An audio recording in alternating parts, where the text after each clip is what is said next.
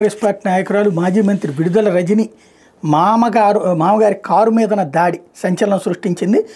రాష్ట్రంలో red book రాజ్యాంగం అంటూ దాని మీదన సాక్షి ఒక కథనాన్ని ప్రొజెక్ట్ చేసుకొచ్చింది. చిలకలూరుపేటలో ఆదివారం జరిగిన ఘటన ఇందుకు నిదర్శనంగా నిలుస్తుంది. 80 ఏళ్లు పైబడిన వృద్ధుడైన విజ్ఞత మరిచి టీడీపీ వర్గీయులు మాజీ మంత్రి విడుదల రజని భర్త తండ్రి లక్ష్మీనారాయణ మీద దాడికి యత్నించిన ఘటన స్థానికంగా కలకలం రేపింది. వ్యవసాయ మార్కెట్ కమిటీ మాజీ చైర్మన్ లక్ష్మీనారాయణ కారు పురుషోత్తంపట్లోని ఇంటికి వెళ్తున్న క్రమంలో వేణుగోపీనాథ స్వామి ఆలయం సమయంలో టీడీపీ వర్గీయులు పలువురు ఆయన మీద దాడి చేసే ఉద్దేశంతో కారును అడ్డగించారు.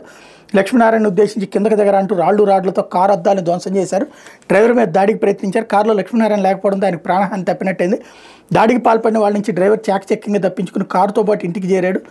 కూటమి ప్రభుత్వం వచ్చాక మాజీ మంత్రి విడుదల రజని మీద కక్ష సాధింపు చర్యలో భాగంగా ఇప్పటికే ఒక గుడి వివాదాన్ని అడ్డంగా పెట్టుకుని వృద్ధుడైన లక్ష్మీనారాయణ మీద కేసు నమోదు చేయించిన విషయం ఎత్తుమే. ఇటీవల మాజీ మంత్రి విడుదల రజని మీద SC/ST అట్రాసిటీ కేసు పెట్టించిన విషయం మీద ఆ మీడియాలో టీడీపీ ఆగడాల మీద ఘాటుగా స్పందించారు. ఈ క్రమంలోనే కక్ష సాధింపు చర్యలో భాగంగా ఆమె మామ కారు మీద దాడి జరిగినట్టు ప్రజలు భావిస్తున్నారంటూ ఒక కథనాన్ని సాక్షి ప్రొజెక్ట్ చేసింది.